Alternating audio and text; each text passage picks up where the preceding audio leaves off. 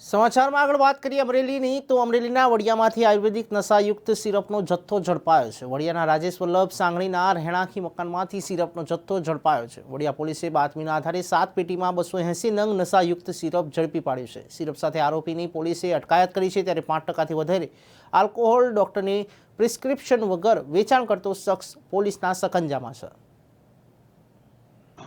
બનાવની હકીકત મુજબ વડિયા પોલીસ સ્ટેશન વિસ્તારમાં મળેલ હકીકતને આધારે એક વ્યક્તિ જેનું નામ રાજુભાઈ સાંગાણી છે કે જે પોતાની દુકાનની અંદર આયુર્વેદિક સિરપના નામવાળી અને સ્ટીકરવાળી તથા તેમાં સેલ્ફ જનરેટેડ આલ્કોહોલની કન્ટેન્ટ ધરાવતી બોટલો આયુર્વેદિક પર્પઝના બદલે ડૉક્ટરના કોઈપણ પ્રકારના પ્રિસ્ક્રિપ્શન વગર કે કોઈપણ પ્રકારના બિલ કે પાસ કરાવવાના વગર વેચી રહ્યો છે। આ પ્રકારની મળેલ માહિતી આધારે રેડ કરતા રાજુભાઈ સાંગાણી ધોળવા નાકા પાસેની દુકાનમાંથી અને પોતાના નિવાસસ્થાનેથી ટોટલ 7 પેટી 280 નંગ અને કિંમત એની આશરે 2-3 હજાર રૂપિયા થાય છે, જે પોલીસ દ્વારા પકડી પાડવામાં આવી છે અને એના વિરુદ્ધ આગળની કાર્યવાહી હાથ ધરવામાં આવી છે।